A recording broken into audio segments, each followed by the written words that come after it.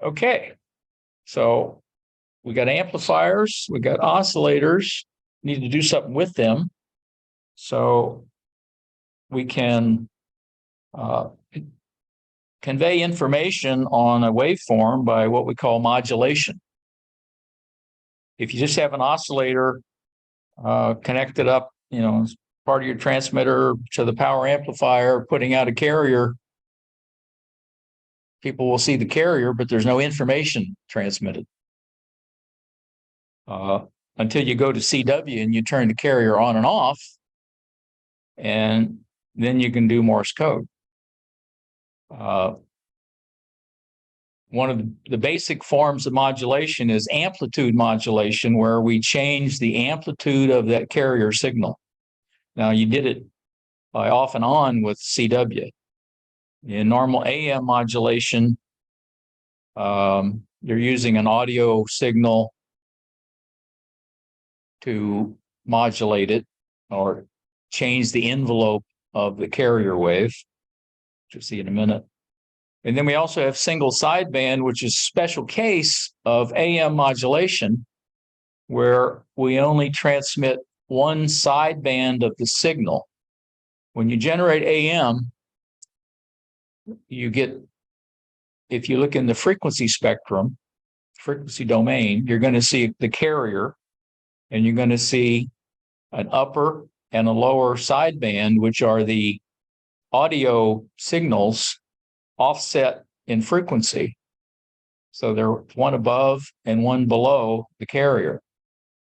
To do single sideband, you eliminate the carrier and you eliminate one of those sidebands. So you're only going to transmit the baseband signal shifted up in frequency. So you have more power in that small amount of the waveform, because you're not using power to generate the carrier or the lower sideband, which is a duplicate. It's just reverse frequency. It's a mirror image. Next, we have frequency modulation, where we shift the frequency with the modulating signal, usually audio, but it can be digital. And in the case of a lot of the digital signals, what we call is frequency shift keying, where it will go into frequency steps. And we have phase modulation, which is very similar to frequency, except we're only changing the phase of the signal.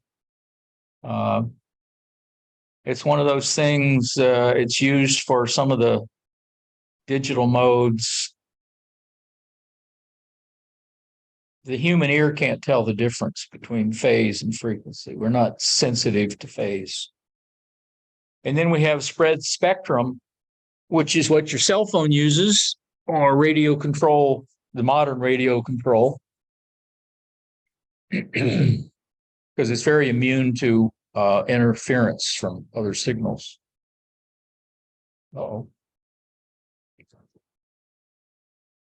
This is what a typical amplitude modulation looks like, where we have the message or incoming signal, which is, in this case, a sine wave, a carrier signal, and when the two are mixed together with a modulator, then we see the carrier signal increasing in amplitude and decreasing in amplitude proportional to the input signal. In single sideband operation, it doesn't matter whether you're high or low. It's just that they're different frequencies. Yeah. But the same information is there. Now, there's a convention that you use lower sideband below 30 meters. 30 meters and upper sideband above, unless you're doing digital and you use upper sideband everywhere in digital mode.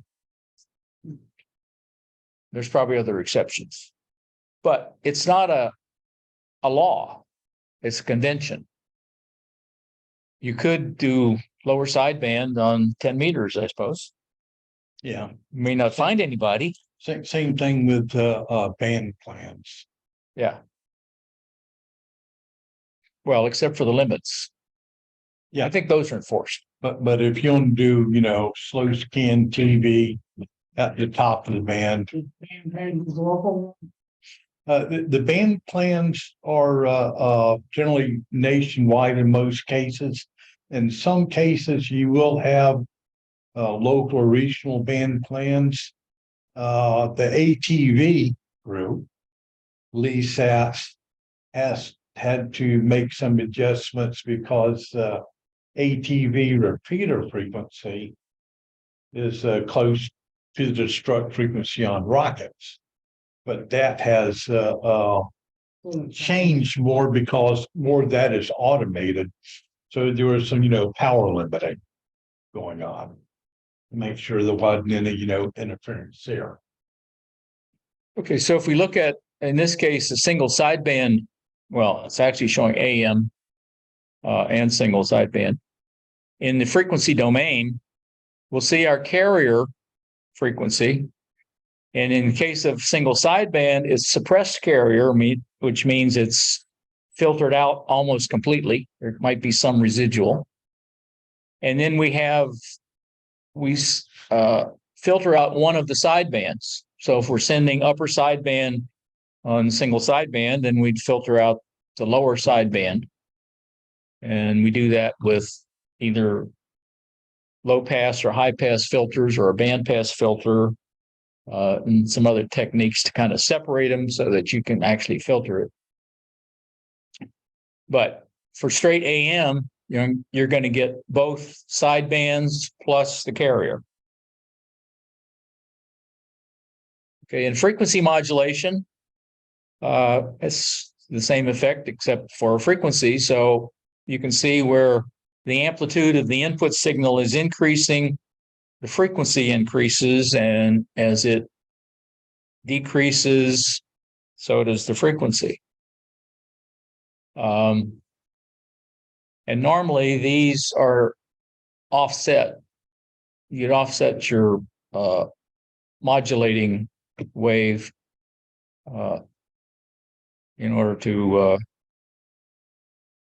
get it to work properly. Now, phase modulation. This is the only one of these I could find. I'm not exactly sure that's a good representation because it seems it should be more proportional, but the effect is that you change the phase of the waveform with the amplitude of the input signal. That's where you get your powered microphones. Yeah, the effect you get if you have one of those microphones that has a variable power signal on it. No, I don't think so. No, because this is just doing phase modulation of the carrier. So you're changing the phase of the oscillator, huh? With something like similar to FM with a reactance modulator, where it can change the phase. I can't say that I know a whole lot more about that. I've never tried to make one or analyzed it, but that's what they tell me. You won't see that too much and have to deal with it. I don't think there's any test questions on any of the exams other than maybe regarding PSK, phase shift keying, which is a little bit different. You're changing the phase, but you're in a digital mode and you're doing it in discrete steps as ones and zeros.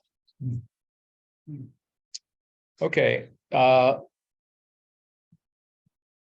of the digital, or a lot of the digital modes use frequency shift keying, which is a form of FM, where in the simpler ones, they use what we call mark and space in order to indicate like a 1 and a 0 or a true and a false, but that's how we send data.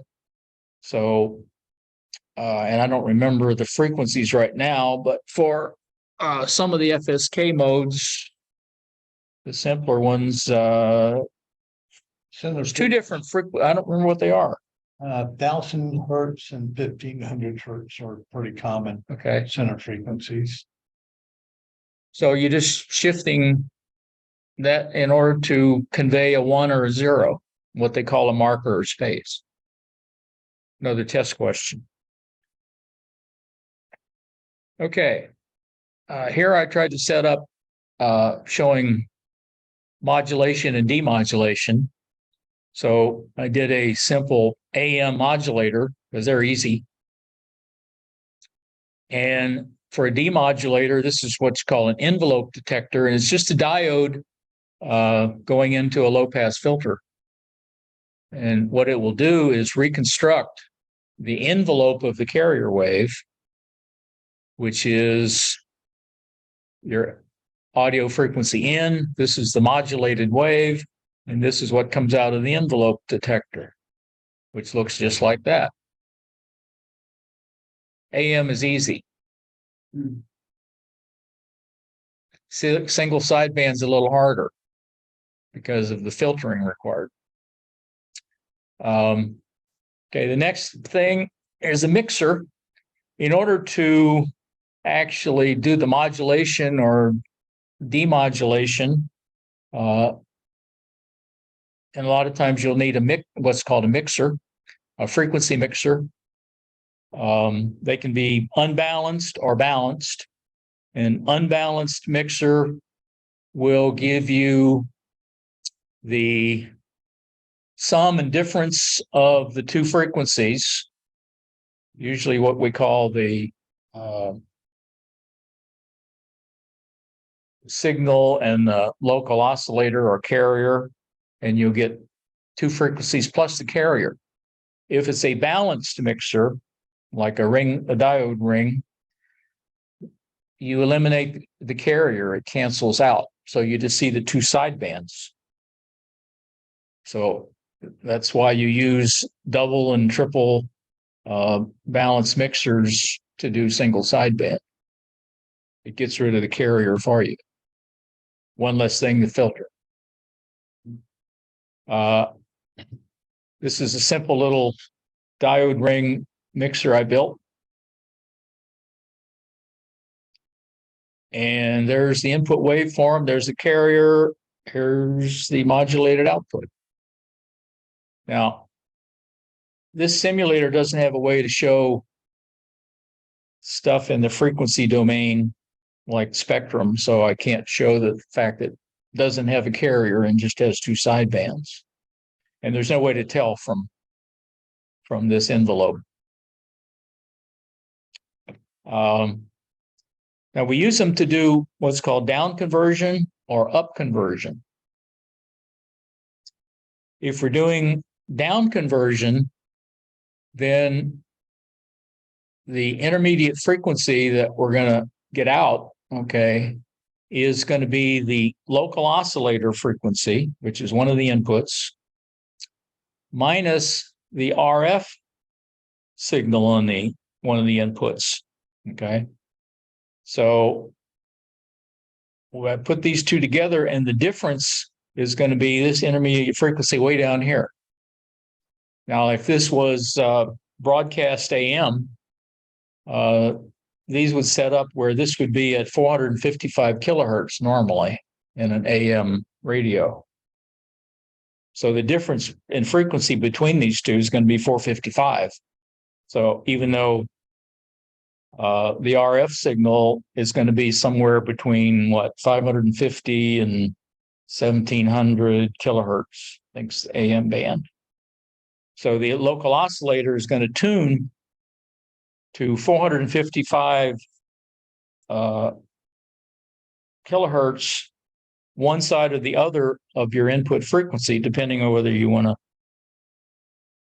get it up or low. For up conversion, we've got an RF signal out. That's what we want to produce. So this is what you would do in a transmitter. We have the IF frequency and the local oscillator Okay, so we're going to take the sum and the difference of the local oscillator and the IF input frequency and generate these two sidebands on either side of the local oscillator. So in this effect, from a transmitter standpoint, this would be your carrier if you don't do anything else to it, plus the two sidebands. So that would be an AM signal.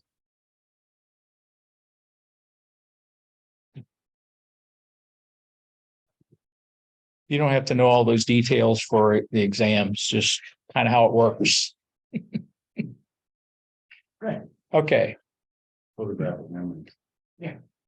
Well, you need the concept. And the fact that mixers typically do sum and difference. And when I learned back in the 72. Oh, Now, it's probably more detail. Yeah, we had transistors then. Mhm.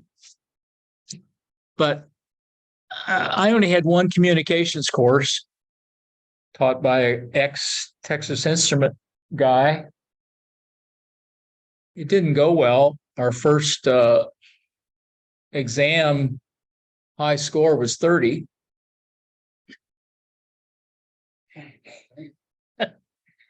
Okay. Okay, filters.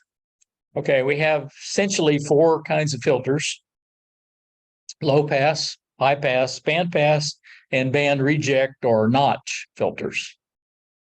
Low pass will pass signals below the cutoff frequency. In other words, it attenuates or filters out any frequency above the cutoff frequency, which is the half power or 3 dB point for attenuation for the filter.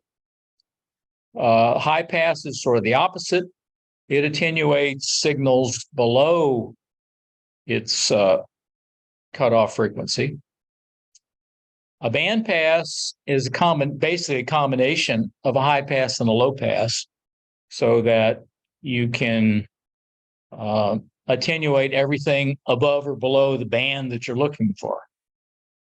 And then a band reject is sort of the inverse or reciprocal of the band pass. You want to block out everything in a narrow band, which is why they normally call it a notch filter. So a lot of receivers will have a notch filter that you can move around to block a particular signal that might be interfering. oh, Yeah, I was wondering why you would use that. yeah, most of them. I was looking at, you know, a detector actually works a little bit like a band reject.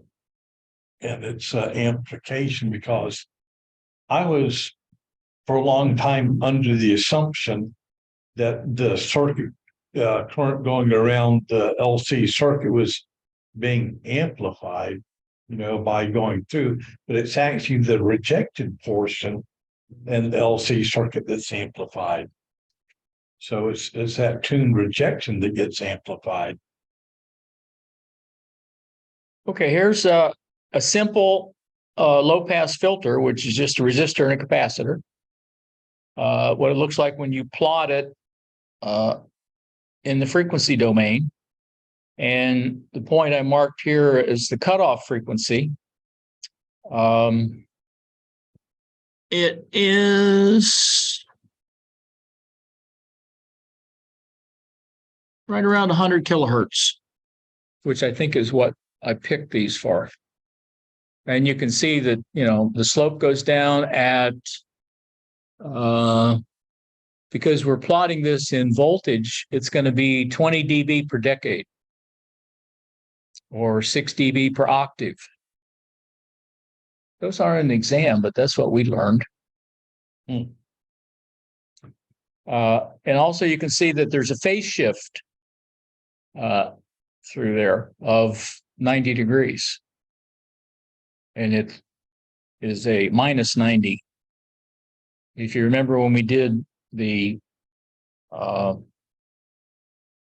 resistor and capacitor charging and discharging, and how they work differently with one. The voltage led the current, or the voltage lagged the current, depending on whether it was capacitor or inductor. That's where this phase shift comes from. Okay, a high pass filter, we sort of switch places with the capacitor and the inductor and the resistor. Now you could make these with inductors and resistors. You just do them the opposite again. In other words, for a high pass filter using a resistor and inductor, the resistor would be in place of the capacitor and the inductor would be in place of the resistor. And we plot it again in the frequency domain. You can see the cutoff point should be another 100 kilohertz, and it goes down at the same slope because it's a first order filter. It means there's one nonlinear element, frequency dependent element. You got phase shift again, okay, in the opposite direction. We're having a 90-degree phase difference in the positive direction as it rejects. Now here I just took the two, offset them a little frequency-wise a little bit to make a bandpass filter. It's not a very good filter, but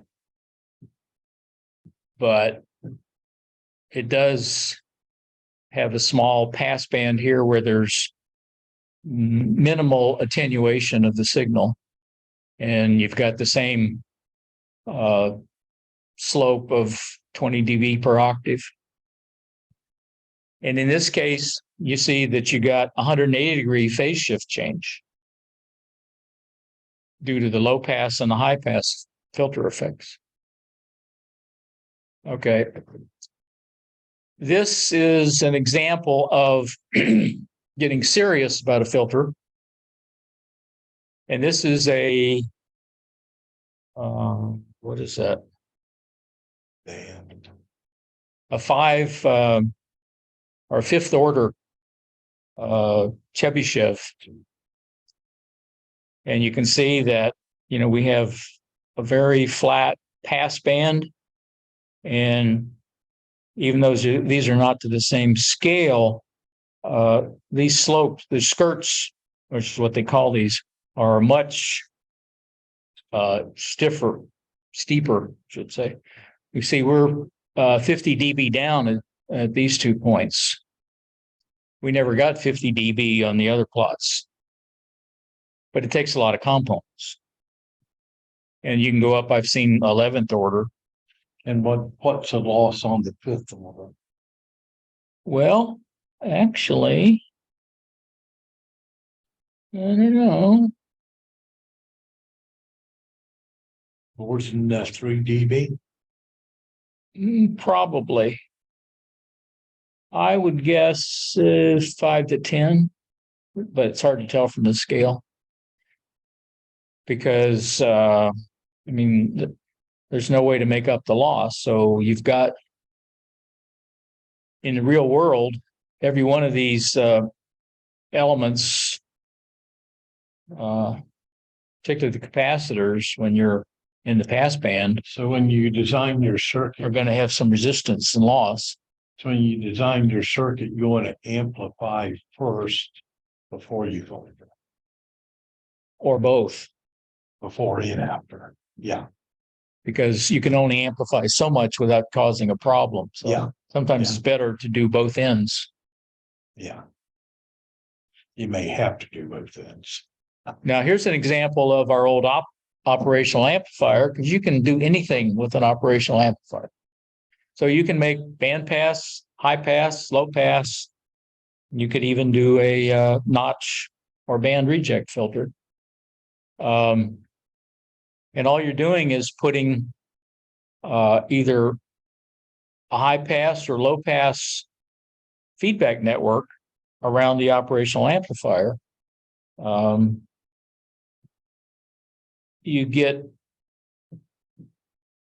similar results. They look slightly different, but the scale isn't the same. In this case, we have a very narrow bandpass.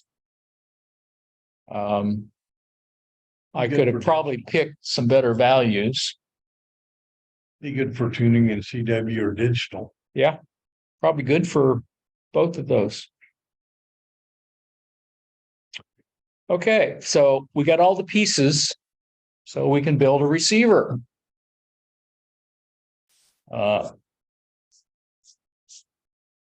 Typically, receivers, older ones, and even it's come back, are direct conversion, where you can go directly from the RF signal to the audio signal.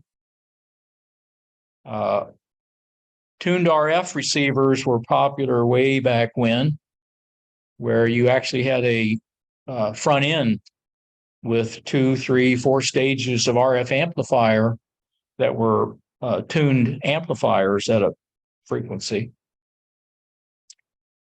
That was mechanical issues, which is why they kind of went away. Then came the super heterodyne, where you started using mixers to change frequencies to generate an intermediate frequency that was usually a much lower frequency, so that it was easier to filter, just from a component standpoint. And then on modern radios, a lot of them are either totally or partially what we call a software-defined radio. And all of the mixing, filtering, even oscillators are essentially done in digital logic, mathematics. I remember seeing a guy out near the St. Johns River. He was evidently doing extremely low frequency. You know what? Yeah.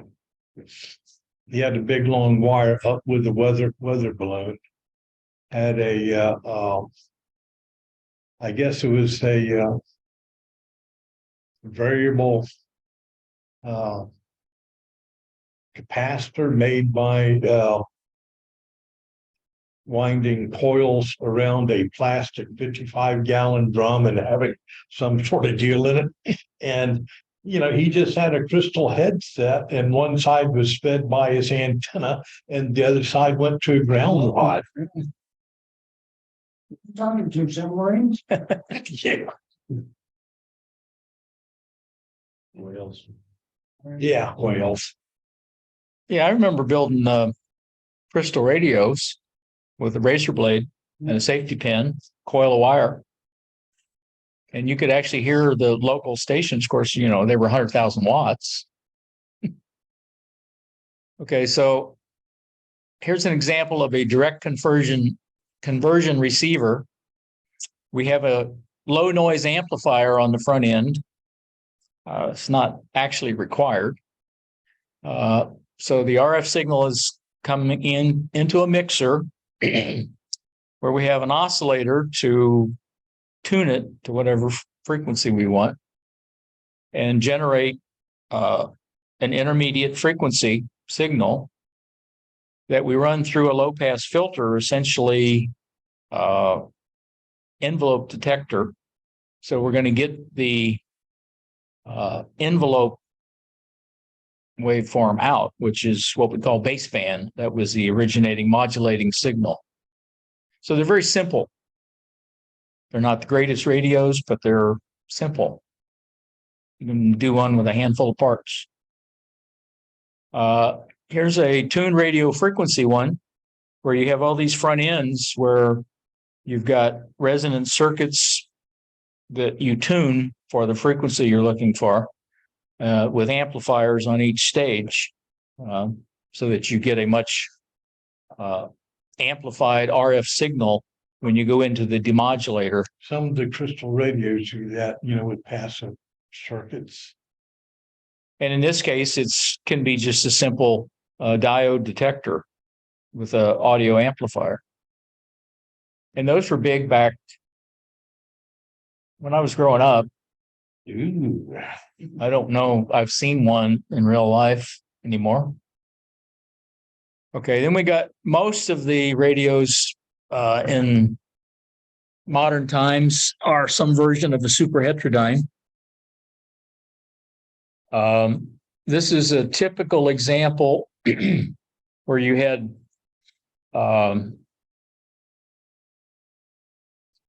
sometimes a pre-selector, which would be a bandpass filter on the front end through an RF amplifier.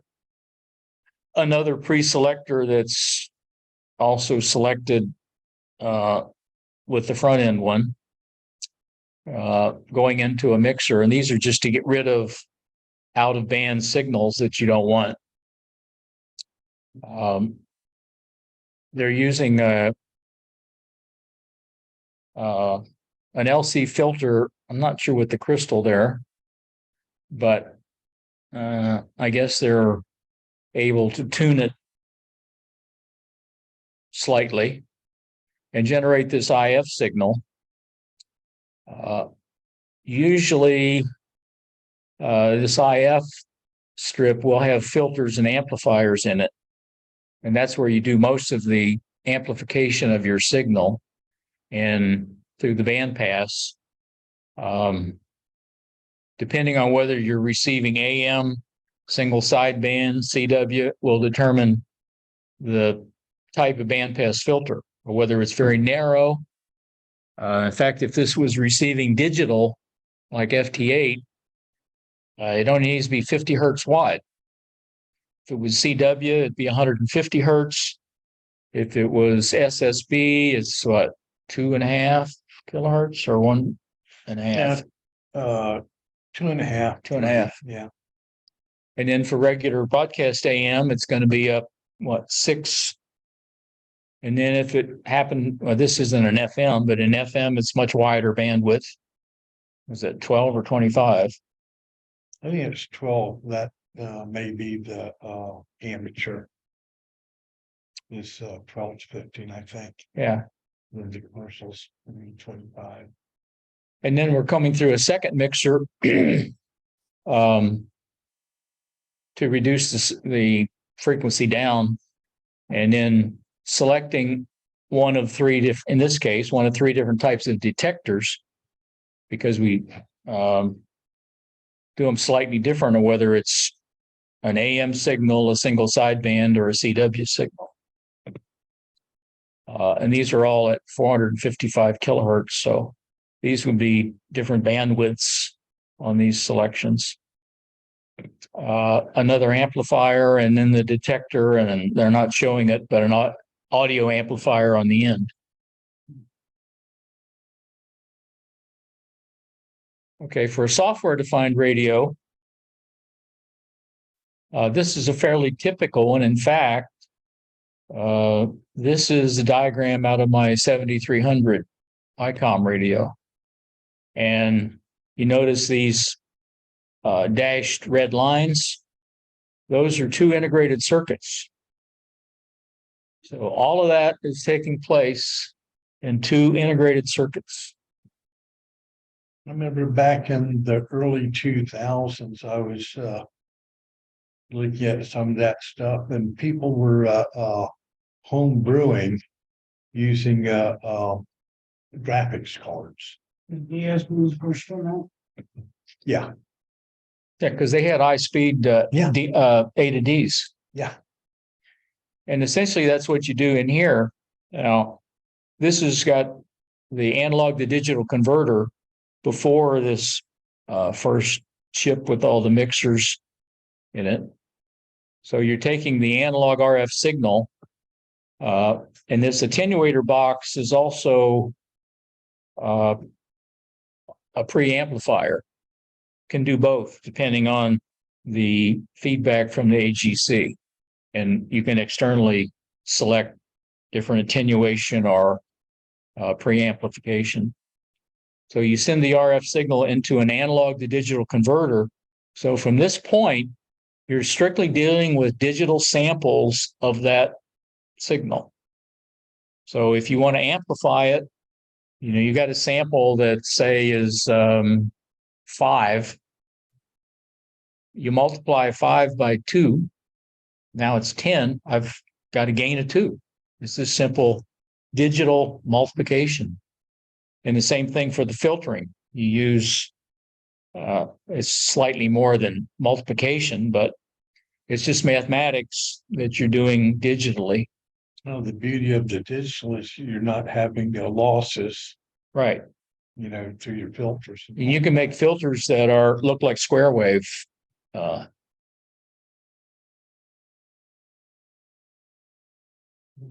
So, and you're sort of doing the same type of things you do in a super heterodyne. It's just that you're doing it digitally. Then you come out in the second chip where you're doing the IF to AF portion of the signal through bandpass filter, amplifiers, your detector circuit, depending on whether you're doing AM, FM, sideband, any of the other modes. It will be done in this circuit with changing parameters from software.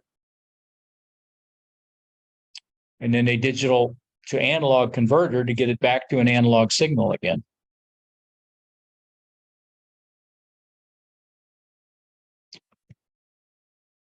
Okay, so we can also make a transmitter with the same components. Either AM, single sideband, FM, or digital data, doing any of these digital modes.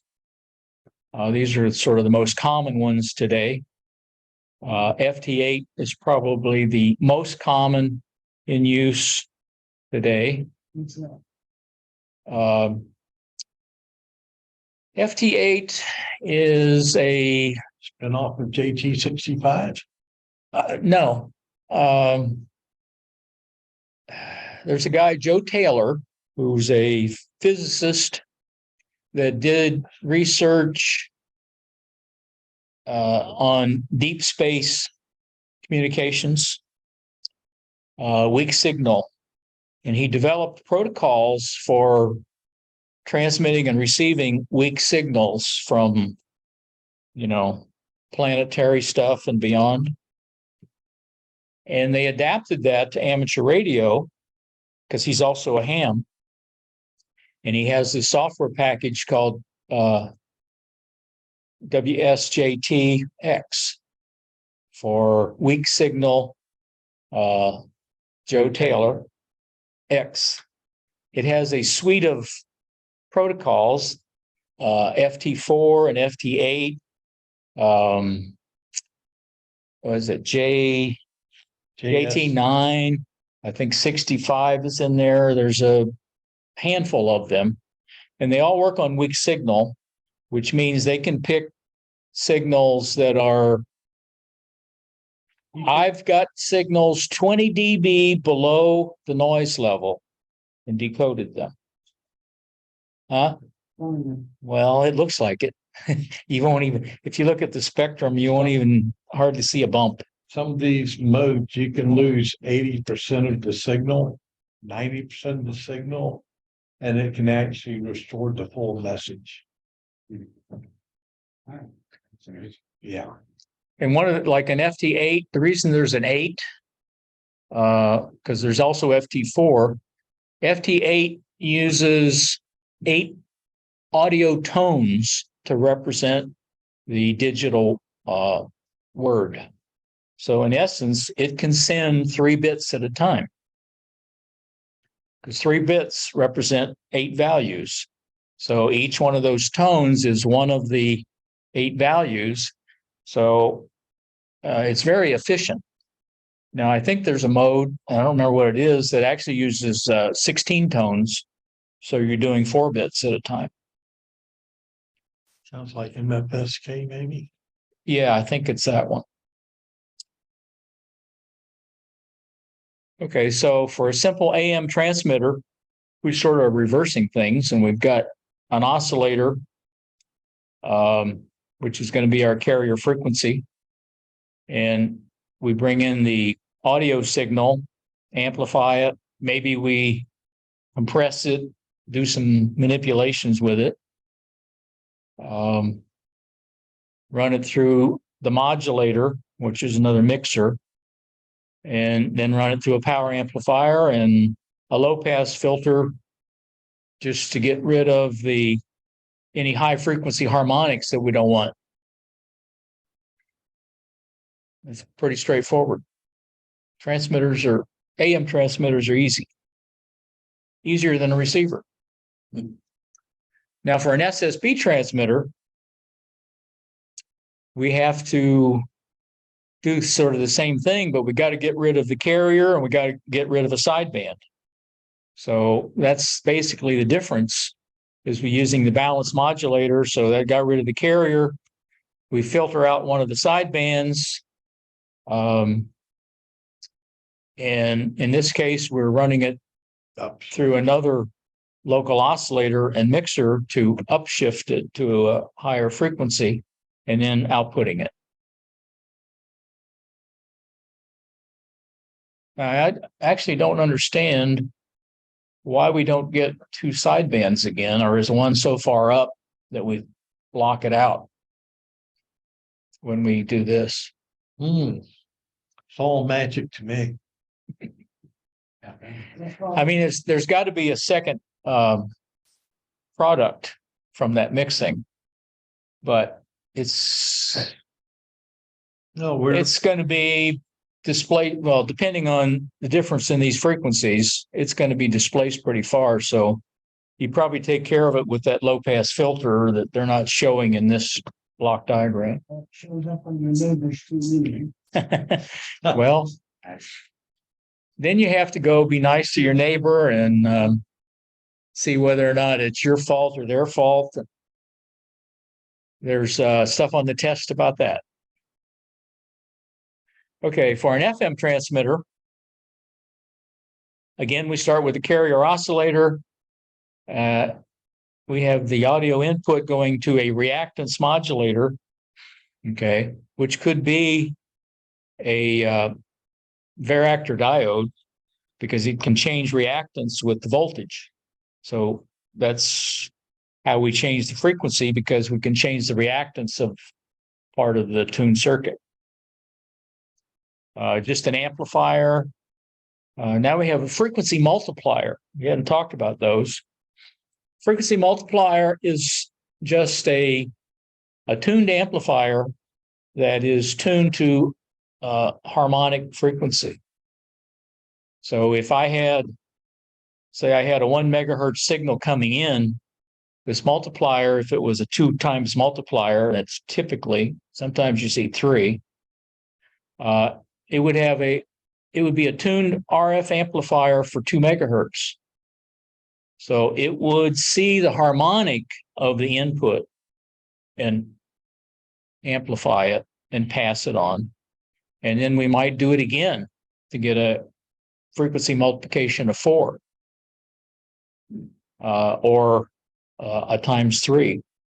So you can see 2, 4, 6 a lot of times in FM transmitters to multiply the frequency up to where you want it, because you're at a much lower frequency where you start.